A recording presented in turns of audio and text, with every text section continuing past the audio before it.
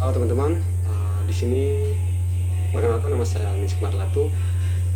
Di sini saya akan menjelaskan tentang mata kuliah tentang kewirausahaan. Ada beberapa soal yang nanti saya jawab.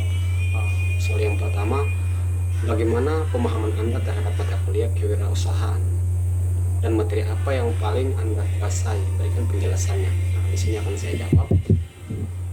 Yang saya pahami tentang kewirausahaan sendiri adalah bagaimana kita bisa mendirikan dan menjalankan suatu bisnis atau suatu usaha yang kreatif.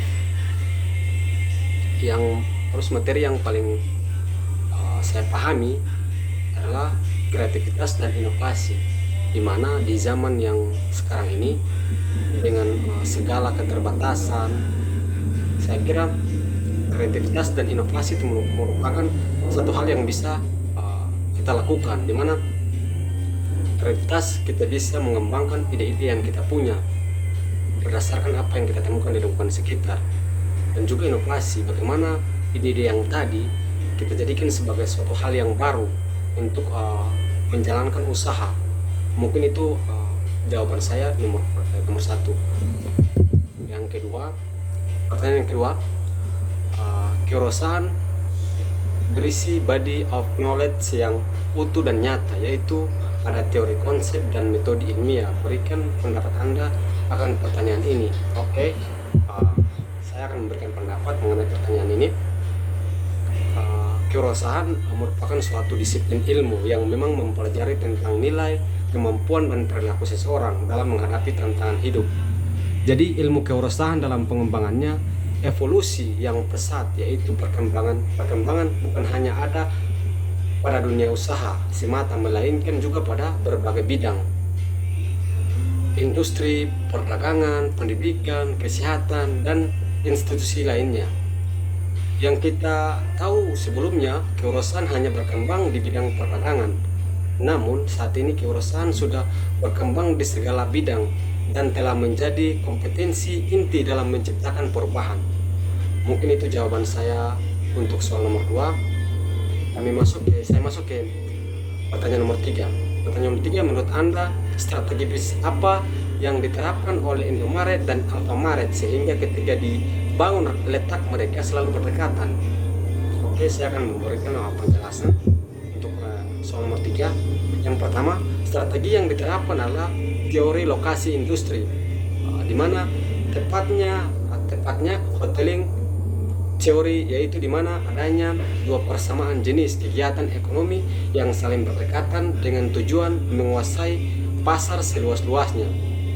Jadi teori ini berfokus pada pemilihan lokasi, di mana hal tersebut dipengaruhi oleh dua faktor: lokasi produsen lain dan perilaku konsumen, untuk dicari titik keseimbangan di mana bisa merebut pasar dari kompetitor yang lebih dulu ada di lokasi tersebut. Mungkin itu penjelasan saya untuk soal nomor 3. Kita masuk ke pertanyaan nomor 4. Pertanyaan nomor 4, jelaskan sedikit tentang pengusaha idola Anda dan motivasi pelajaran apa yang bisa kalian peroleh dari pengusaha idola kalian. Oke, di sini saya punya salah satu idola pengusaha, namanya Yusuf Hamka. Mungkin ketika saya menyebut nama itu tidak asing lagi buat teman-teman. Yusuf Hamka sendiri dikenal sebagai Raja Jalan Tol. Jadi sebelum beliau menjadi seperti yang sekarang yang kita lihat, yang sekarang yang kita ketahui, beliau sudah menjalani masa kecil yang luar biasa keras. Bahkan dia pernah berjualan keliling semua jenis makanan. Beliau sangat bersemangat. Namun dengan kegigihannya dan semangatnya yang tinggi mengantarkan beliau pada puncak kesuksesan. Bahkan beliau memiliki jabatan di beberapa perusahaan, menjadi komisaris utama PT Mandiri Permai, komisaris independen PT Indomobil, sukses internasional. Jadi apa yang kemudian memotivasi saya sehingga memilih Yusuf Hamka sebagai pengusaha idola saya? Yang pertama, Yusuf Hamka pernah mengalami yang namanya kebangkrutan, namun beliau tidak pernah menyerah. Beliau selalu mencoba, dan kemudian quotes beliau juga sangat luar biasa, sangat memotivasi, dimana beliau sampaikan punya banyak uang jangan sombong, kalau tidak punya banyak uang jangan nyolong. Jadi itu yang mungkin memotivasi diri saya. Yang kemudian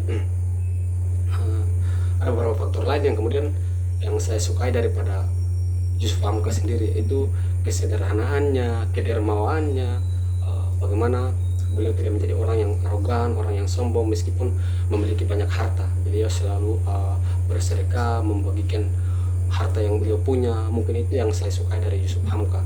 Namun banyak pelajaran yang saya petik dari Pak Yusuf Hamka ini. Beliau sangat luar biasa, dimana semangat dan kerja keras beliau mampu mengantarkan beliau pada puncak kesuksesan.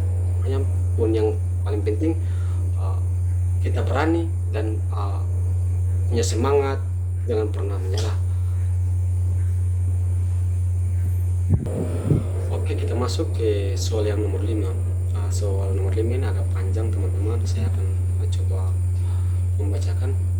Salah satu cara untuk mengembangkan usaha yaitu dengan mendapatkan modal yang bisa diperoleh melewati lembaga pembiayaan. Saat ini banyak sekali lembaga pembiayaan yang bisa dengan mudah kita temui. Salah satunya yaitu lembaga pembiayaan online.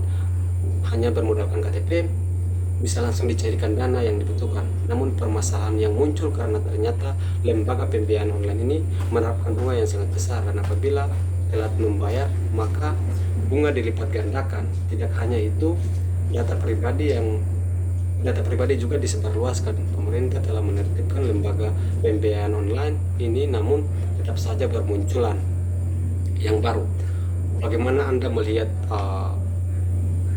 permasalahan ini? Kalau menurut saya secara pribadi memang agak meresahkan, dengan mungkin menurut teman-teman bahwa hadirnya pinjaman online ini mempermudah. Namun yang perlu teman-teman ketahui bahwa dengan pinjaman online ini data kita bisa disebarluaskan, sementara data kita itu lebih mahal dari apa yang mungkin yang teman-teman pinjam di pinjaman online ini. Jadi menurut saya teman-teman terlebih dahulu mencari tahu bahwa Indonesia punya yang namanya OJK atau jasa keuangan.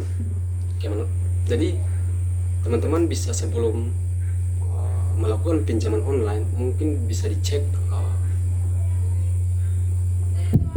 Jadi pinjaman online memang sangat mempermudah, namun ada efek samping yang kemudian teman-teman bisa berbahaya. Jadi pemerintah sudah coba untuk bagaimana membatasi, namun tetap bermunculan karena memang di kondisi Indonesia saat ini pinjaman online lah yang menjadi salah satu wadah yang memang bagaimana teman-teman bisa melakukan pinjaman dengan mudah. Namun lebih teman-teman berpikir terlebih dahulu bahwa dengan pinjaman online data kita bisa tersebar luas, bahwa kita harus tahu bahwa data kita itu lebih penting dan lebih mahal dari apa yang kita mau pinjam. Terus di sini dibilang apa yang seharusnya dilakukan oleh bisnis untuk menyikapi hal tersebut di atas. Di satu sisi mereka membutuhkan dana untuk mengembangkan usaha, di sisi lain pinjaman yang mereka lakukan menyengsarakan mereka, berikan penjelasannya. Jadi untuk pebisnis seharusnya punya manajemen yang bagus, sehingga ketika melakukan pinjaman mampu memanage bagaimana mengembalikan uang itu tepat waktu. Sehingga karena pinjaman online ini sangat bunganya sangat besar teman-teman, ketika terlambat membayar teman-teman juga harus membayar denda. Jadi lebih mampu untuk memanajemen keuangan. Dan saya kira dengan saat ini saya kira banyak hal yang memang tidak terlalu membutuhkan dana yang terlalu besar. Mungkin teman-teman bisa mulai dari hal-hal yang kecil, bisnis yang kecil-kecil yang tidak membutuhkan dana yang terlalu besar. Jadi mungkin itu saja yang bisa saya berikan. Sampai ketemu lagi teman-teman.